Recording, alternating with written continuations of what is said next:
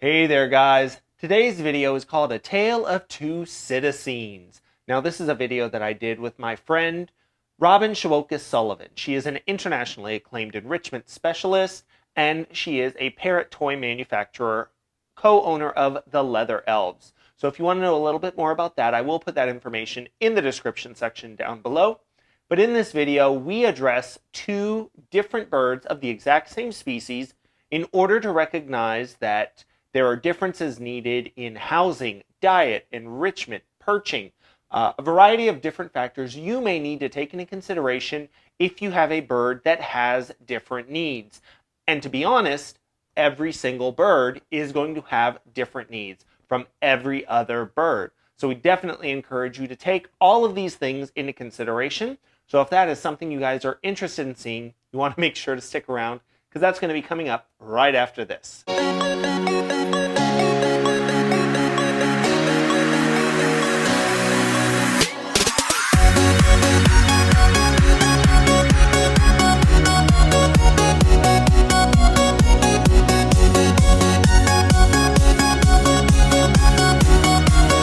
So tonight I'm going to be talking with Jack Pine from High Redbird. Hey, Jack.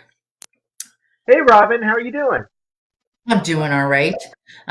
We've got dancing turkeys. We've got falling leaves. We're just having a ball here at the Leather Elves tonight. So we're going to be talking about A Tale of Two Parrots.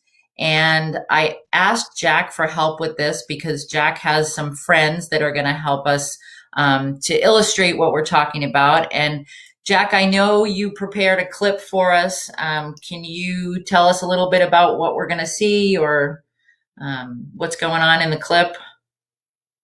Sure there. So I am the animal manager at a private facility in West Houston, or just west of Houston. It's called Lexington Farm.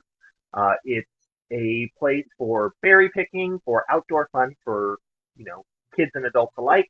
And one of the things we pride ourselves on is our animal encounters. We do have a lot of rehomed animals that we can showcase. Uh, Animals that either got too big, too old, or just too difficult for their previous owners to take care of. So I actually have two different umbrella cockatoos with very different needs. So in this video clip, I'm just going to give you a quick introduction to both of these birds because they're both absolutely phenomenal. All right, so if you guys watch this and come back, oh my goodness, that's louder than a Moluccan cockatoo or an umbrella cockatoo. So we will come back right after the clip and we'll talk some more about the tale of two parrots.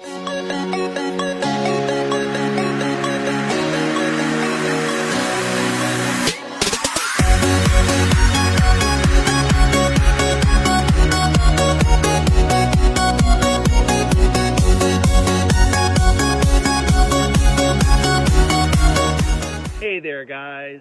I wanted to introduce you to Grayson. Grayson here is an umbrella cockatoo. He is a male. He is going to be in his late teens, so he's pretty young for a umbrella cockatoo. And he is a pretty good bird. Now here at this facility we use him for on-site programming. So whenever we have field trips or we are open to the public, we will use him for educational programming. So he does do a variety of behaviors on cue. And one of them that he is doing right now is just behaving while different chaotic things are going on. The camera and the tripod are a little bit alarming to him, but as you can see, he is being very, very calm, which is something you have to work for with an umbrella cockatoo, because one of the main things to know about these birds is they can be very, very excitable, and Grayson is no exception to that. Cockatoos in general are known for that excitable nature. It's part of what makes them so much fun to watch, but it's also a good part of why people can say the bird was having fun to the bird bit me all in the span of a few seconds, because they do flip and switch just that quickly. Now Grayson here is a really good bird. We work with him, use him for that programming whenever we are open, and that's going to be in the spring and in the fall. So in the spring and the fall, he is kept in an individual parrot cage. We do training sessions with him every single day, usually several times a day, just to make sure that he maintains the behaviors that he has on cue, to help him learn new behaviors and just to provide him with plenty of interaction.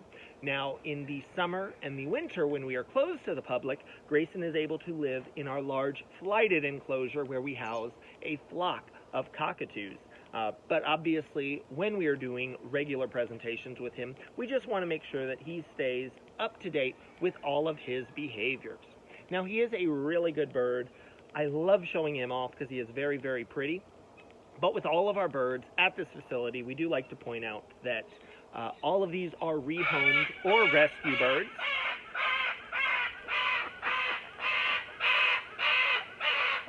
As you can see, that is a very important topic that needs to be addressed.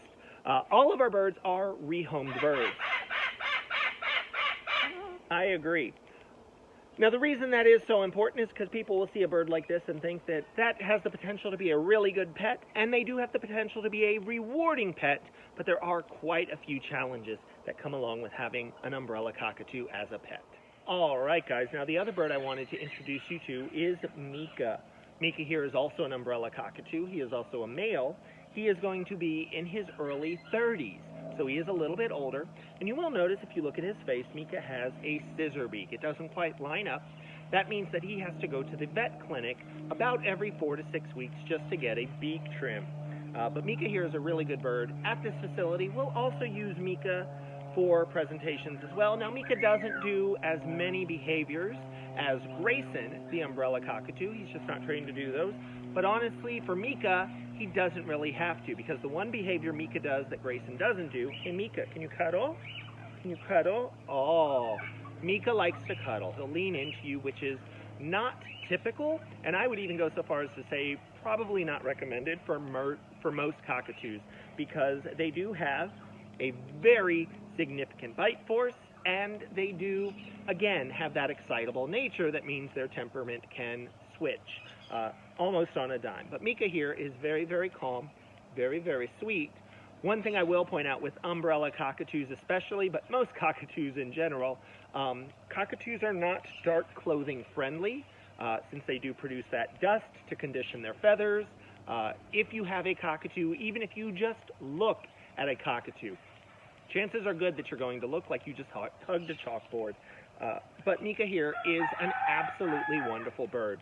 Now, because of that scissor beak, I know we're talking about your face.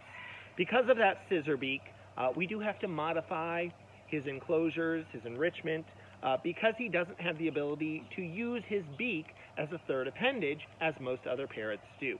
But most of those accommodations are pretty easy, and Mika still benefits from routine enrichment, from a variety of different dietary options as well. He just maybe can't handle them the same way that a, for lack of a better term, normal cockatoo would be able to do it.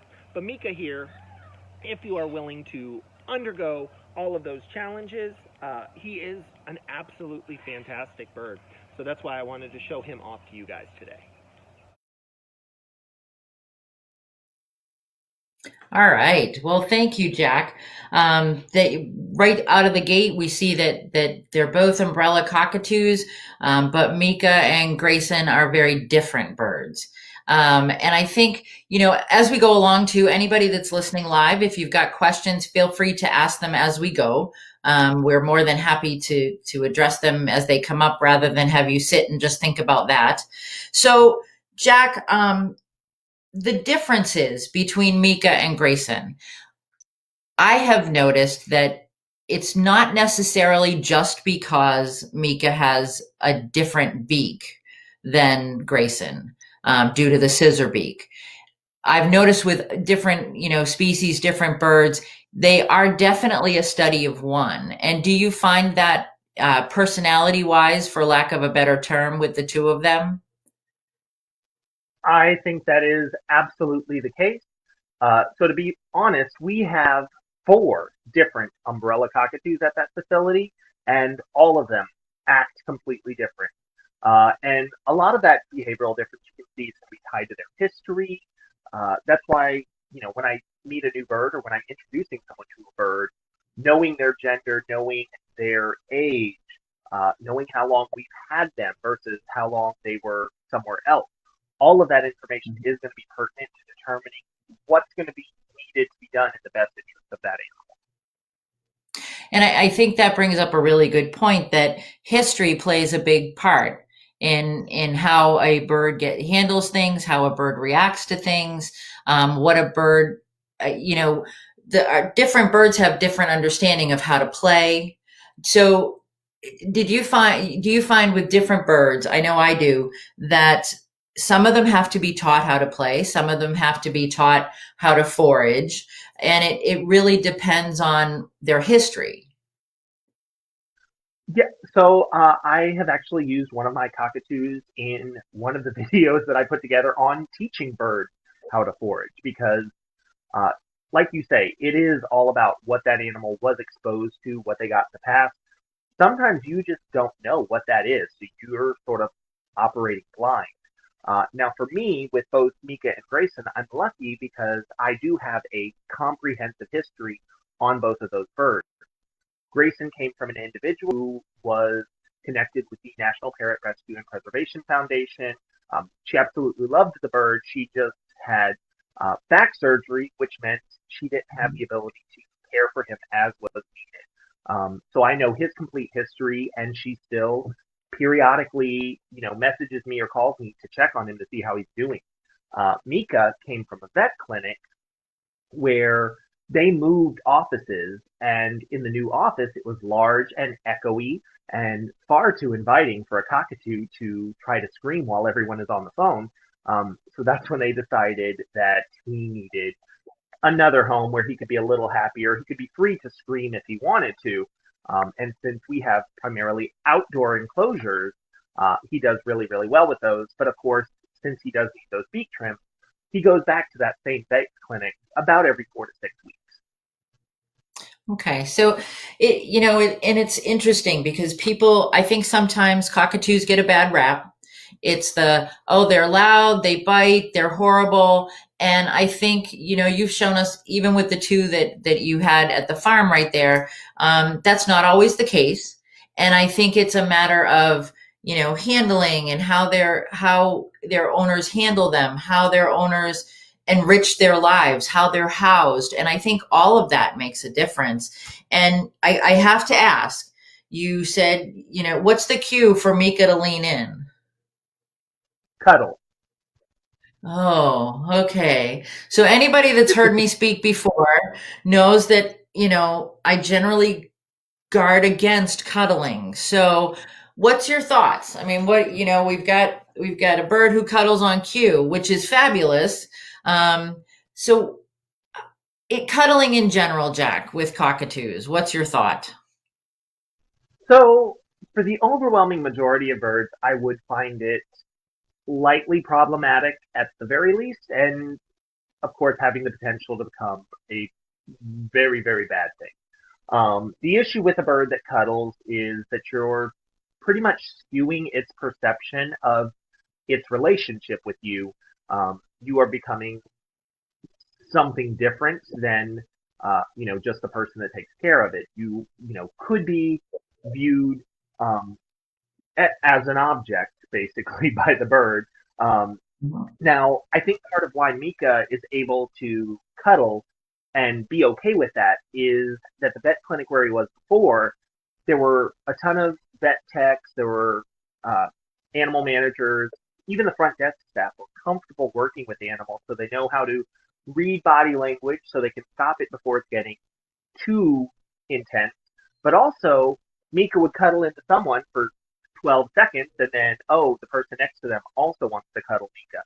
So he learns to associate that behavior with just a positive interaction with everyone. So while it's great that Mika does it, um, I would say your average cockatoo is not going to be able to do well in that setting. And I would say that you are going to have a far greater likelihood of potentially introducing some behavioral problem. So what about Grayson? Is Grayson a cuddler? Grayson is your typical cockatoo in terms of behavior, which means some days he is very, lean into you, I want to be with you, and some days, no, don't touch me, don't look at me. Um, one of the issues with Grayson Grayson, I can, lean my head onto him, and that's fine. But if I try to like grab feathers with my hand, he doesn't like that. So, and of course, I could work with him to get a better use to that. But honestly, when his crest feathers need to be cleaned, I can put him in with another one of my umbrella cockatoos. They really like each other, and it's an older female. She'll just go through, she'll clean up all of his head feathers, so I don't have to run the risk of, potentially, lightly irritating one of his feathers and then setting him off. Because I basically look at umbrella cockatoos as uh, a lightly to overexcited toddler with a multi-tool on its face. So that's Right. that's always something you have to be aware of. I absolutely agree. And I think I wish I had a quarter for every person that said to me, "Oh, I want one of those white birds because they're snuggly." And I remember years ago being on a cruise and we hung out in the piano bar a lot, I will say. And the piano player got to know us pretty well and knew that we were all parrot people and said to me, I want to get one of those white birds like Beretta has. And I went, why? And he said, well, because, they're cool. They talk and they snuggle. And I'm like, not all of them. And I feel like people sometimes get set up for failure when they expect the snuggly, lovey, I can snuggle you and then put you back bird in a cockatoo. And that's not always the case. I mean, again, a tale of two parrots. Mika is fine with cuddle, cuddle, and you're done. Other birds, not so much. And they become what I like to refer to as the psychic vampire that needs to be with you, or the Velcro bird that needs to be with you all the time and just needs that constant attention. And I don't know about you, but I certainly don't have that kind of time in my day. I like to pretend I do, but I don't. So I think, people need to consider that. They need to think about if it's a rehomed bird, what's that bird's experience with being cuddled? What's that bird's experience with being held? And there are some birds, I know another woman that doesn't handle her cockatoo at all. And, some people, oh, that's horrible. But honestly, she interacts. She takes the bird out on a perch. The bird goes to a play stand. There's still positive interaction, and there's not any actual physical contact. So I think it's just something people need to consider, not just cockatoos, but any parrots. Well, and I mean that's the notion of a protected contact approach is used with a wide variety of zoo animals. And again, the argument that most people would make against it is that it's not the same relationship as if you are directly interacting with your animal. But having worked with animals in protected contact, I have to disagree. I think you can build a wonderful relationship with an animal utilizing protected contact techniques. And of course, the benefit you get there is that there's minimal risk of injury to you, minimal risk of a negative interaction with the animal. So, I mean, basically, I think that it has to come down to what works for you and your bird. I know we're doing a tale of two parrots, and we have two birds that are different, but I also want to make clear that it's not like your bird will fall into one of these two categories. You could have a bird that's completely different even from these two. Oh, it's super important. I mean, the phrase is a study of one, and I think it's so important because when you relate, so a lot of times we like to think of it in terms of human behavior. People are, oh, well, that's not how I would do it, or that's not what, I would like. And we impose a lot of our beliefs on our birds and on our animals, our companion animals. And I think it's really important to think about, you don't like everybody you meet. I know you're super friendly. Some people are not tactile. Absolutely, Julie. I mean, I am a hugger. I'm dying here in the pandemic because I'm a hugger. But I know people who are like, oh, no, no, no. And so, but we're all the same species, but we're different, and we've got to consider that. And I think for me, that helps get me in that mindset that not all humans like the same things. Why do we expect all, umbrella cockatoos to be the same, all green cheeks to be the same?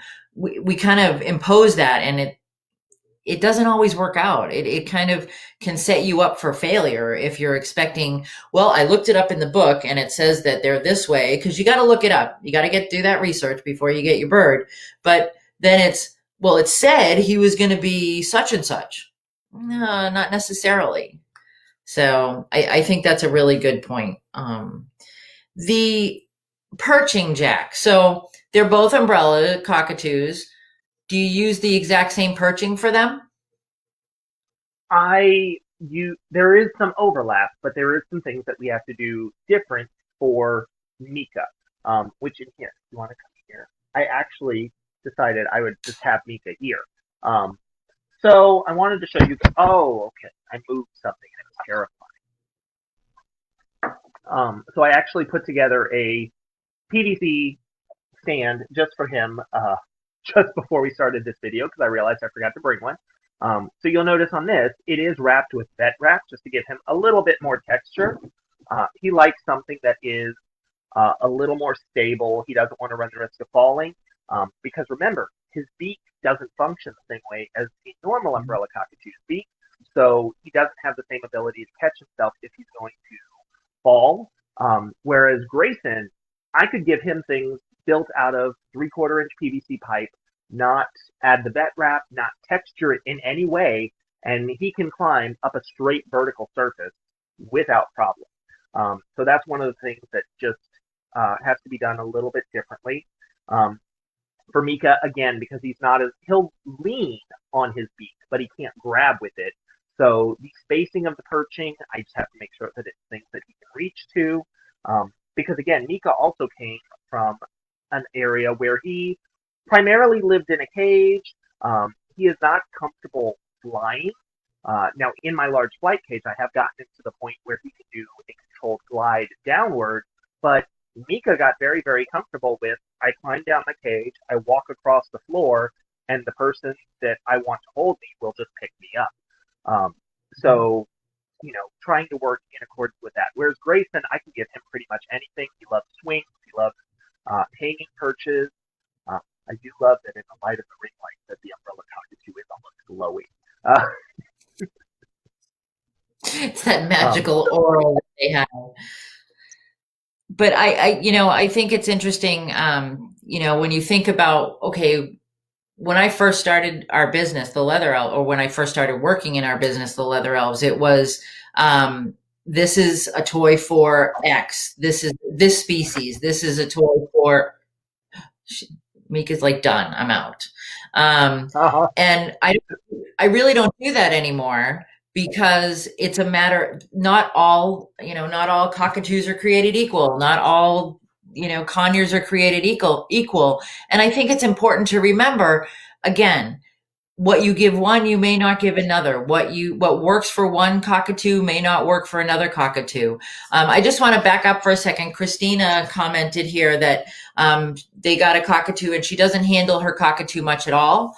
The cockatoo chose her husband as their person, and that's fine. That will happen.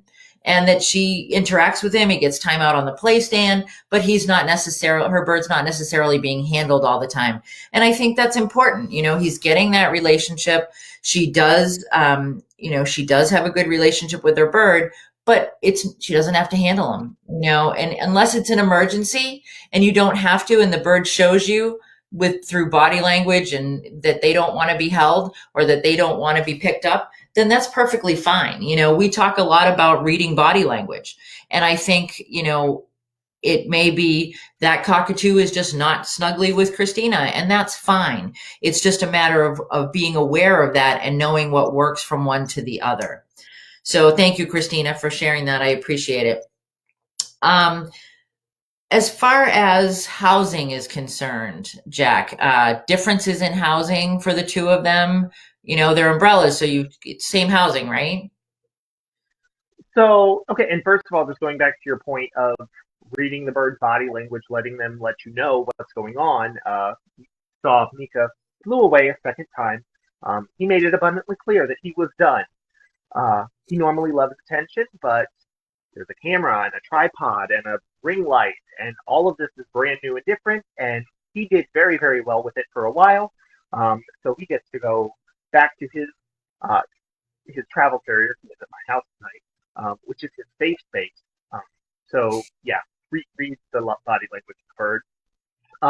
But in terms of housing for my birds, uh, you know, honestly, like big cockatoo cages, macaw cages, both of them do work for these birds. They're just going to use them in different ways.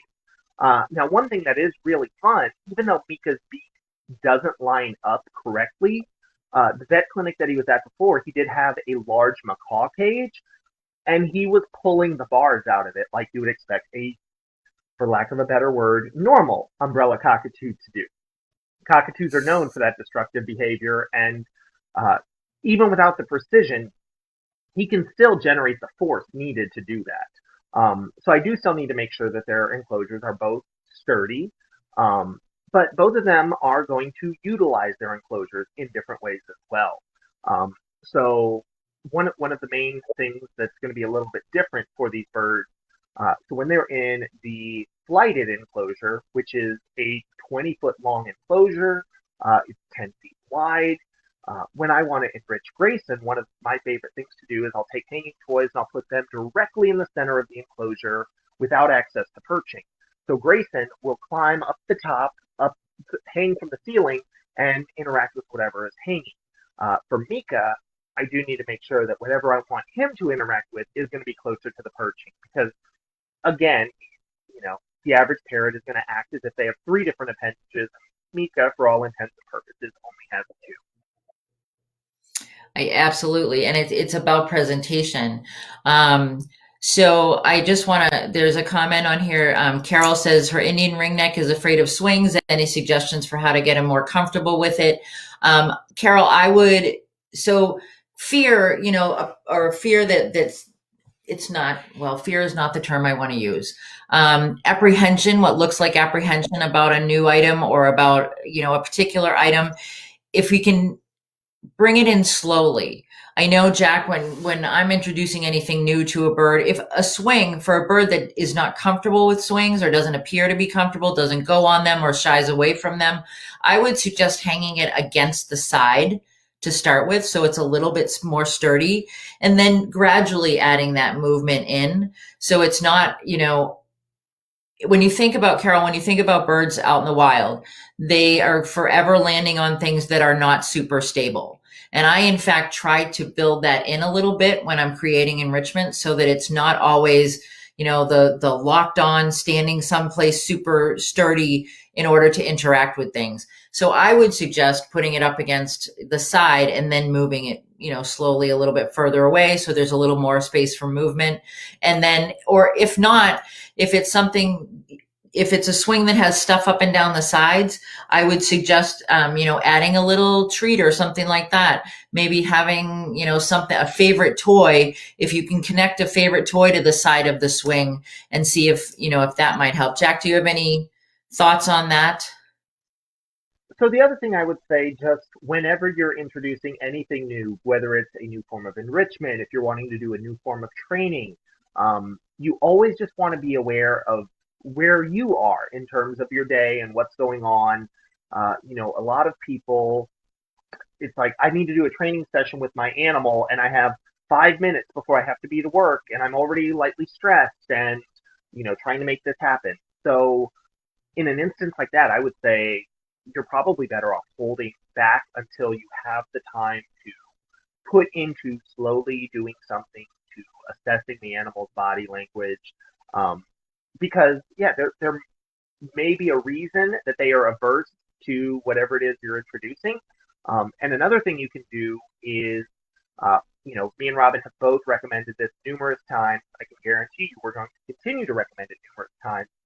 If you have the opportunity to record yourself or have somebody else watch your interaction when you're doing that, because they may pick up on something that you're not seeing.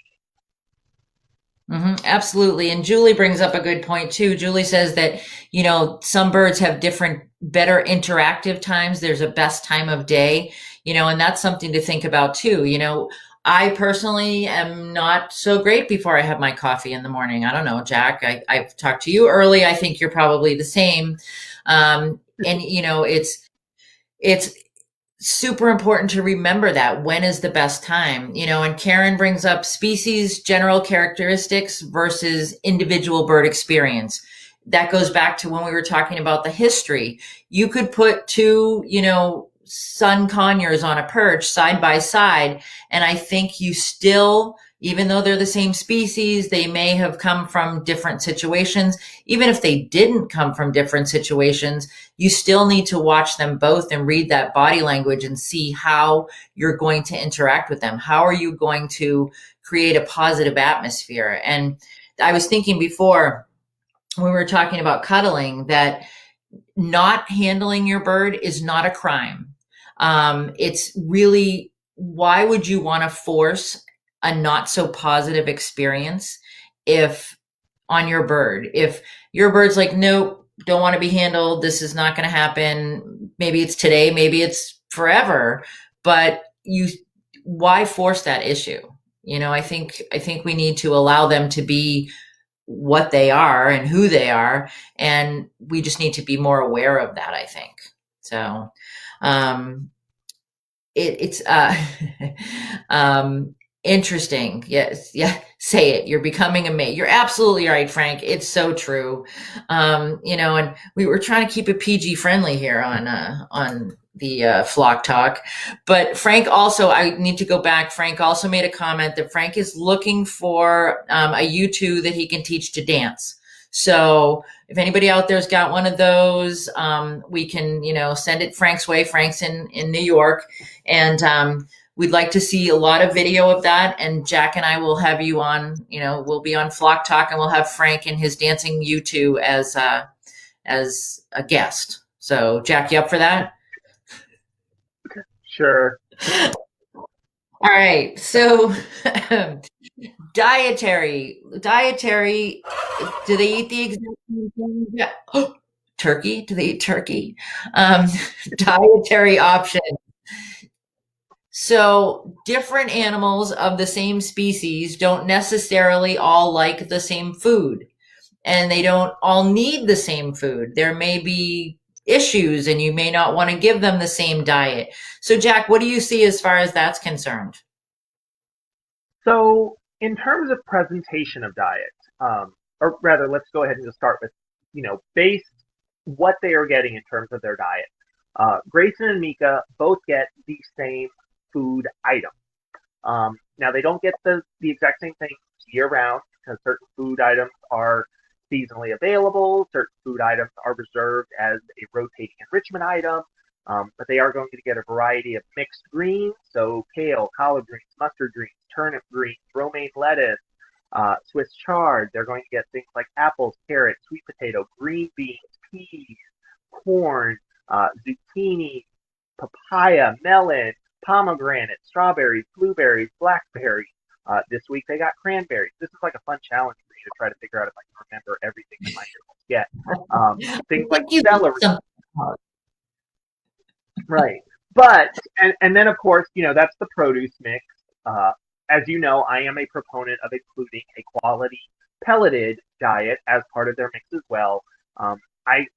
My opinion is that I think having a bird recognize a pelleted diet as a food source is important if you are ever in a disaster situation, an emergency situation, because it's going to be a lot easier to maintain a pelleted diet if that bird is ever not in your care.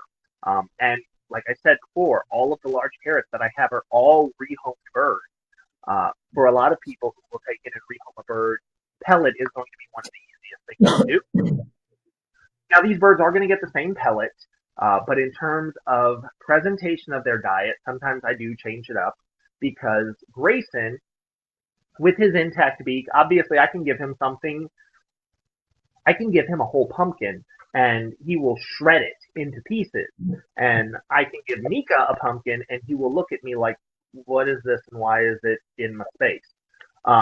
So for Mika, I'll utilize a food processor and either the slicing or the shredding blade to get smaller food pieces. And then the other thing is just watching them interact with their diet. They definitely have different favorite food items. So Grayson Mhm. really, really likes grapes. Mika doesn't really like grapes as much. And watching them interact with those grapes is really fun to see because Grayson, like most parrots, he'll eat a grape, but he skins it. So he just eats the inside, throws the skin to the side. Mika can't do that. So I believe that's why he is not as fond of grapes. And that's just a Mhm. single food item, single instance. And like I said, cockatoos, they're basically the equivalent of toddlers. So their favorite food item right now may not be their favorite food item next week. And it may not be their favorite food item this afternoon. So you're always kept on your toes with cockatoos. It's true. And I think, with any species, you need to do some observation. We talk a lot about watching your body language with your birds, learning from their body language, learning from observation. And I think that's critical when it comes to diet as well. We want it to be a healthy diet. You're not going to give them all just, a super sweet fruit or a super sweet food item just because that's what they choose first. But you can watch and see, okay, so they're not eating broccoli or they're not eating, a particular food that you really want them to eat. So it's a preference thing. So now you've got to figure out a different way to offer that. And that varies from bird to bird as well. I mean, anybody who has fed a flock in a large aviary, a flock aviary, or has more than one bird of the same species, that it's not always the same. It's not always going to be, okay, all the, cockatoos get this, all the green cheeks get that, all the eclectus get that. So you really wanted to know what works for your particular bird.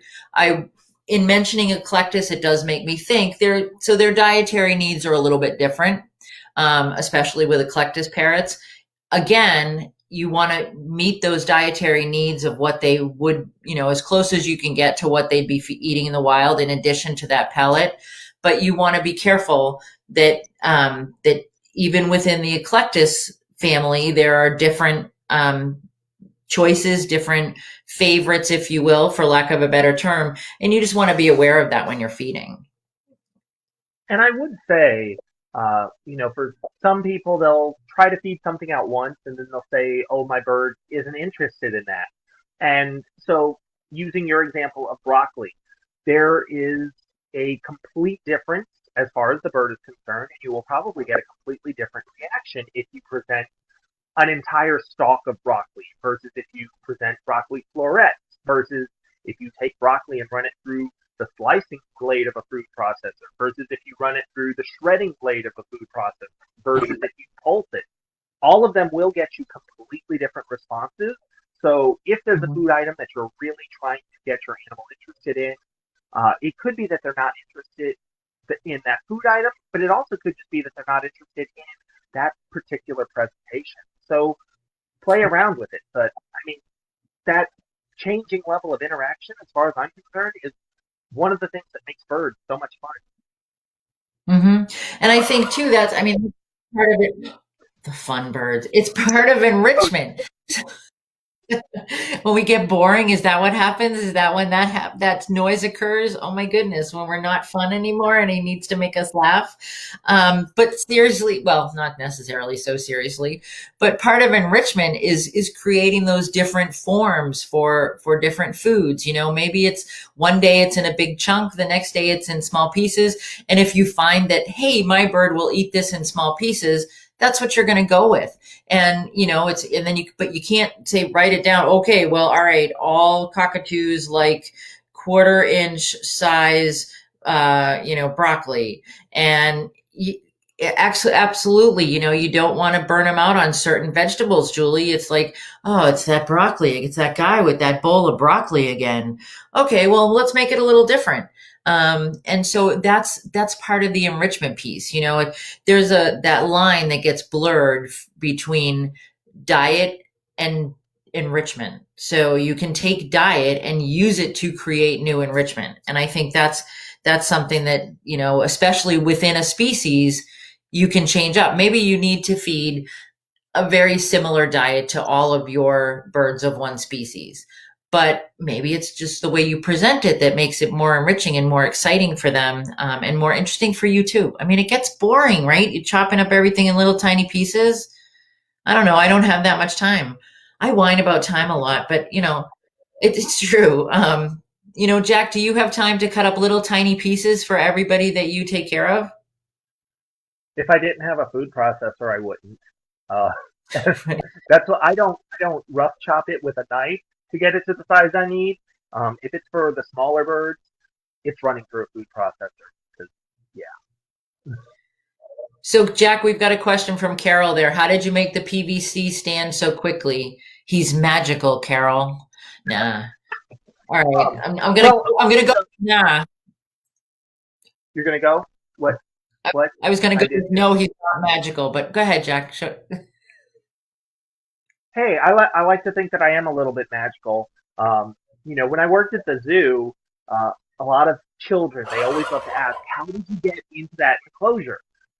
And we would always tell people one of two answers: either 4 years of college, because most people don't seem to recognize that zookeepers are college educated, or magic, because that always throws the kids, because they're like, no, you didn't do magic. How did you get in there? But they can't figure it out. So I like to think I'm a little bit magical. But no, so this PVC stand, yeah, I threw together in less than 5 minutes. Um, I actually put together a video for it on my YouTube channel. So if you guys haven't checked out the High Redbird YouTube channel, there's tutorials on how to build things like this. I've done a custom sequence of videos on building a fully customizable PVC play stand. Honestly, when it comes to building something with PVC for your birds, I would recommend just jump into it and do it, because you can get something finished, and then, if you realize, oh, my bird doesn't like this as much, or I wish this was a little bit different, you can go ahead and change it. All the pieces are completely modular. You can build it to be whatever it is you need it to be. So just have no fear and go for it. Yeah, I mean, PVC is pretty easy to work with. We're actually at the Leather Elves, we're considering doing a PVC presentation on PVC, and some, how you can do stuff pretty quickly. And we might even do a PVC box. I don't know. That's 2021. I mean, that's wonderful. Yeah. So if people are interested in that, let me know. I'm going to go live at Terry Clark's house. Terry just commented that hers wanted on a silver platter with candlelight. Well, who doesn't, Terry? Come on. But it's about presentation in so many different ways. And I know Terry has more. Oh, there we go. There's the High Redbird YouTube, so that we can get Jack's PVC magic happening. So Terry, I mean, I know Terry works with a lot of birds of the same species, and I think Terry can probably attest to the fact that they are not all exactly the same. And you can have a whole flock of birds, and even birds that came from the same clutch, and they're not always all the same. They have different personalities and different likes and dislikes and things like that. So I think it's pretty important to consider that. I don't know, Jack, I've been seeing a lot of, oh, cool. Christine just built a PVC play stand for her cockatoo, and he loves it. Good job. It's so nice when people are like doing these new things, and really, even though I'm a toy manufacturer, I still love to see people trying new things, trying, out different materials, and trying out the stuff that Jack's doing on the High Redbird YouTube channel. I think it's really important, for people to be able to create on their own, because again, I can tell you what I think is good for birds, and what through my experience I have seen is good. But you guys are the ones, and this comes back to exactly what we're talking about tonight, that your bird is an individual, and what works best in your home with your flock, with, if it's a single bird home, what that bird likes. And so by creating some of your own stuff, or restringing things that you buy, you're creating something that's unique to your bird, and I think it's great. So I want to commend people on doing their own thing, as far as that's concerned. So, Jack, on Facebook lately, I've noticed a lot of people saying, "Oh, I'm picking up my new bird on Saturday. What do I need?" Or, "I want to get a cockatoo, and what are they like?" And I'm kind of hoping that people listening will think about sharing their experiences with other people. So, I mean, what's your advice for people as far as that's concerned, Well, I would definitely say that the people saying, I want to get a bird, what do I need, are a couple steps ahead from people who are, I just got a bird, what do I need? Uh, I would definitely suggest. I mean, that does happen, and I don't want to darn, no, I don't want to say that's bad, because there are sometimes it happens, and that impulse buy does occur. And so rather than be like, oh, you screwed up already, you really probably shouldn't have a bird. People need to just kind of regroup and do that research then at that stage of the game, and just kind of go through and really, the advice on Facebook a lot of times I'm finding is anecdotal, which is great because you get a perspective like, oh, I have a Kaik and he always does X. And so for the person that doesn't have a Kaik, they may be like, oh, I don't want to get one of those because they do that behavior that guy was talking about. And I think this is, again, the point we're trying to bring up tonight. You think? Well, and the good news is that as long as you are open to the idea that there is possibly something else you can learn, or there's more information that you need, you're always going to be in a better place because you're always going to be looking for that information. Now, the good news is that a very reputable Facebook page, I believe it's called the Leather Elves, just a couple of weeks ago put together a beginning. What was the premise of it? Oh, getting a bird is not scary. That's right. It was Halloween. Okay, but that's scary.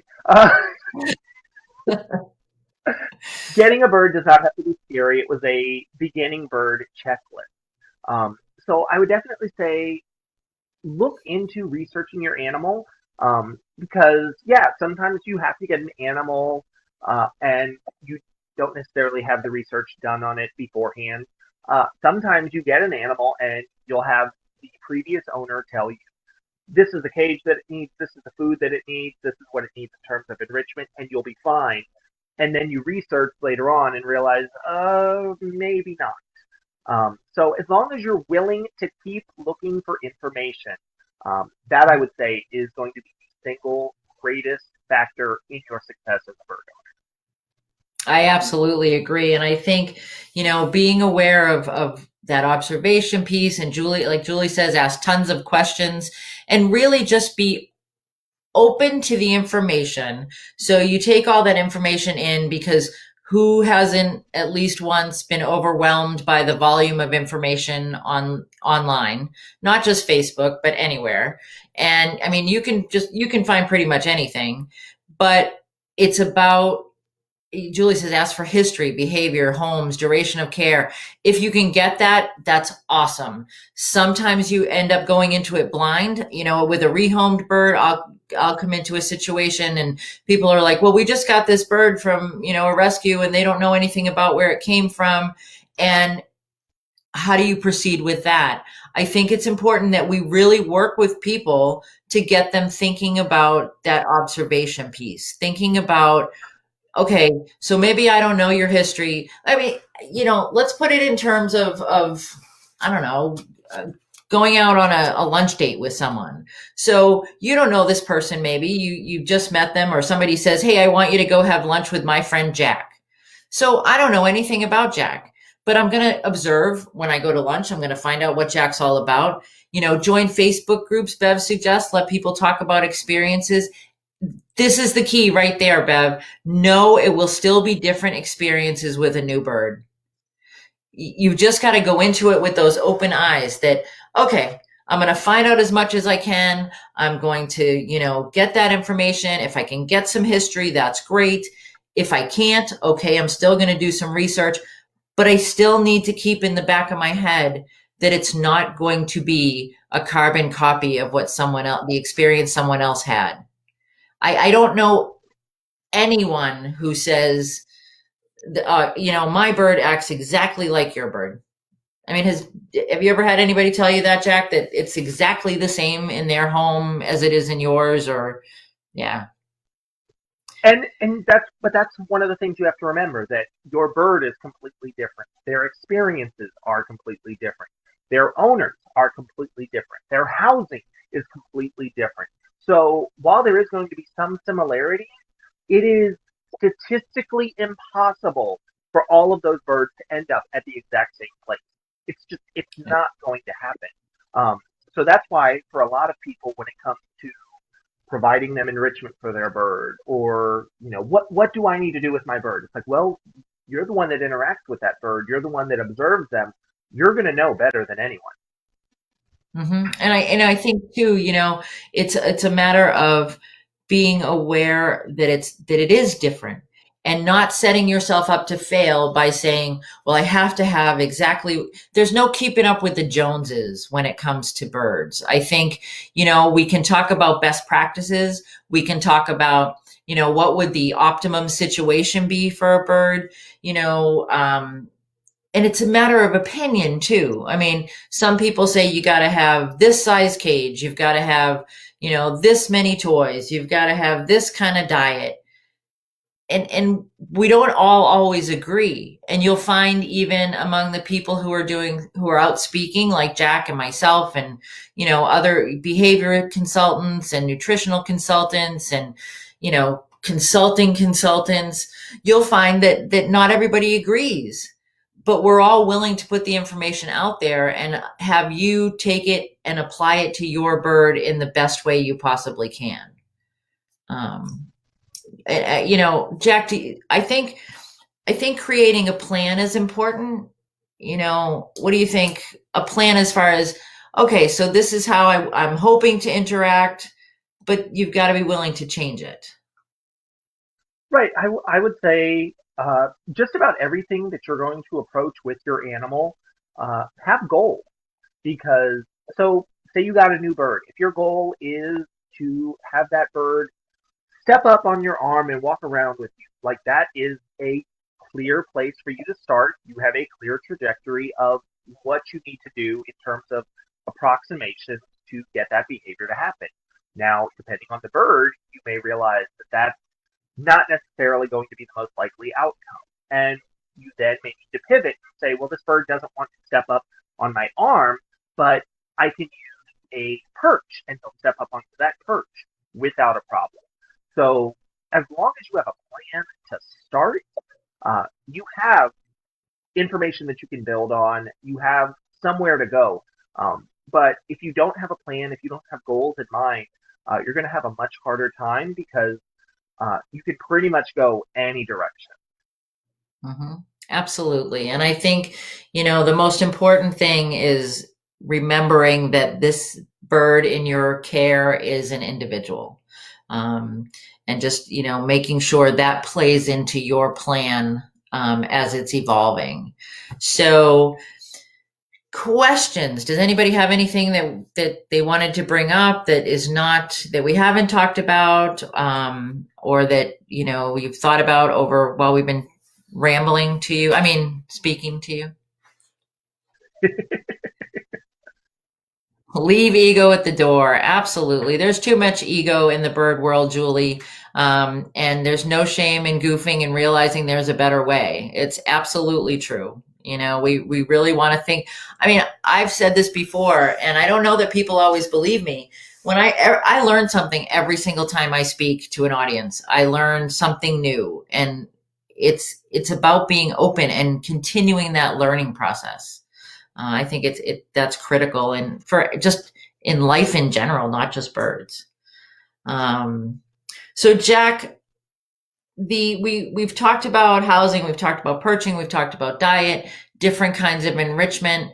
I think we talked a little bit about like the birch trees that we do.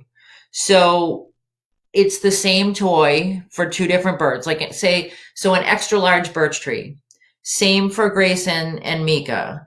Clearly Mika's not going to interact with it the same, but would you be able to utilize it for both of them? Yeah, I mean, and that's something that you're going to see with so many different toys, that, it can be a little bit difficult to say, oh, this is a small toy that is only supposed to be made for this bird. This is a larger toy that's only supposed to be made for this bird, because sometimes the really big bird likes to interact with that small toy, and vice versa. Um, so one of the things that I like whenever if we get to go back to having in-person gatherings, Robin at multiple conferences has issued a challenge to people at that conference. Find me any toy, and I will show you how that toy can be a foraging toy. There's different things you can add, ways you can amend a toy to make it a foraging toy to get the most out of it. So I would say that most parrot toys are going to have the potential to work well for a lot of different birds, even if it's not necessarily they're working in the exact same way. Right. And which is so true. I mean, they will use it different ways. I mean, I come up with a thought, and I'm sure when you're creating some of your DIY toys, you're like, okay, and this is how they're going to use it. And you give it to them and you're like, oh, wait, that's not what I planned on. Okay. So, all right, we can modify that, or we can, there are no manuals that come with toys, with parrot toys. There's nothing that says that they have to interact with it in a certain way. And I think, to say, oh, well, I'm not going to give it to this guy because it's not exactly what he likes to play with. It's not a favorite, which that's a whole nother discussion of the favorite trap that people fall into. But I think it's important to remember that they're going to use it different ways. It's not necessarily, there's no blueprint that says exactly how it's supposed to be done. And it's like anything in bird keeping, honestly. I think it's always changing. It's always getting better, and I think they're clever engineer. Absolutely, Sunny. And I think, so that's something that you've discovered with your YouTube, or the YouTubes that you've interacted with, that's what they like to do. So you add that dimension in, and maybe if you give it to someone and it's not, some bird, and it's not working exactly the way you want it, okay, maybe you need to modify a little bit.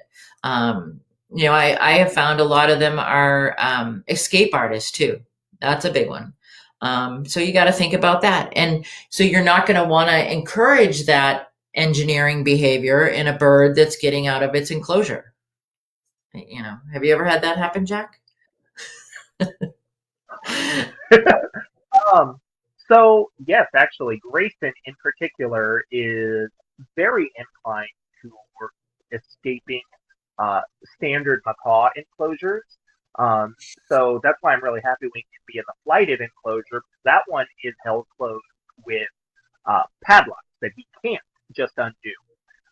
But at one point he was inside a room where he was in a standard bird enclosure when it had, the feed doors and then that little piece of metal that's supposed to slide over them to keep them from opening the doors. Well, he quickly learned how to do that.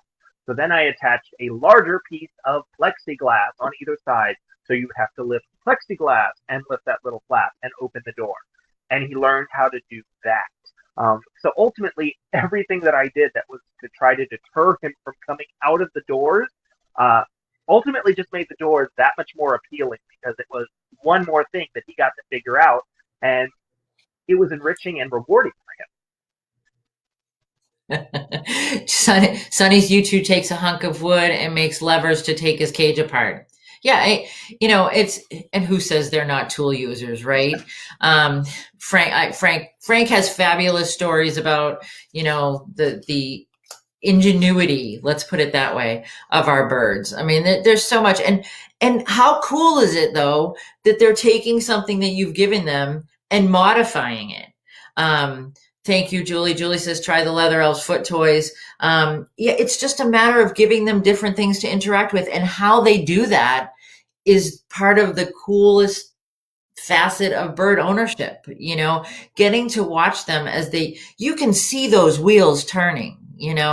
Uh, it's there's that process that happens, and you watch, and you're like, oh, this is not going to go well, or, well, it's not going to go well for me, but they're going to have a ball. I mean, it happens. So you just gotta, I think bird owners need to kind of roll with the punches. You need to be flexible enough to see what's going on and how am I going to change that if I have to, and be prepared that, yeah, you're probably going to have to change some stuff, and adapt as you go.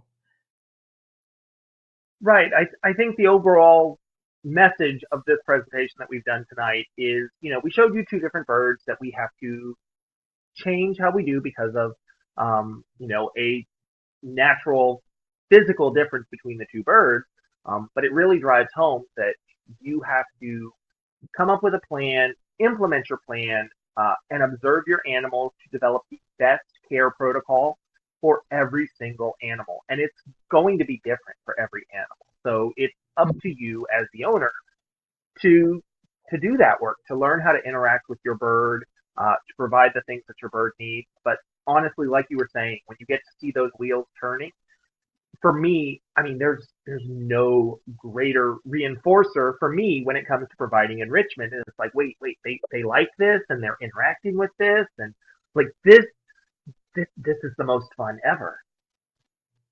They're just really, such incredible creatures, and we're really lucky to have them in our life. So, all right, if we haven't got questions, I have to show you guys some stuff because I'm super excited. So Jack knows, like, I have all this free time, not so much, but I have a little more free time. Mark and I do, because of, I don't go anywhere anymore. I'm here at the house. And so we've been a little bit more creative, and we came up with a new line of toys. It's called the Leather Elves Cafe Collection. And I'm not going to say that it works in particular for any specific bird, because we just learned that. But Santa's here. So these will make great Christmas presents, maybe. But I wanted to share some of them with you guys tonight. So we've got foraging fries. I don't know if you can see that.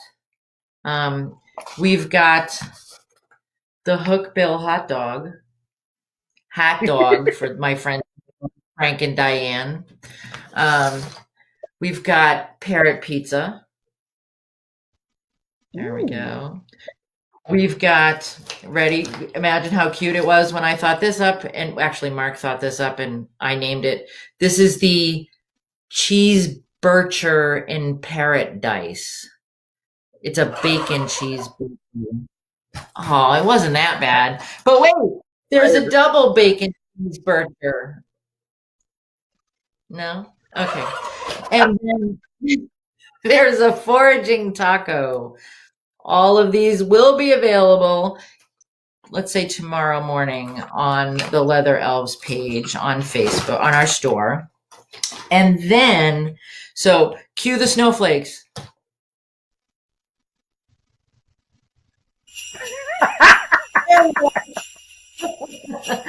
So we have some Christmas toys too. We've got the foraging Frosty. How cute is he? Come on. We've got the Grinch. He's also for foraging. We've got Frosty Bird.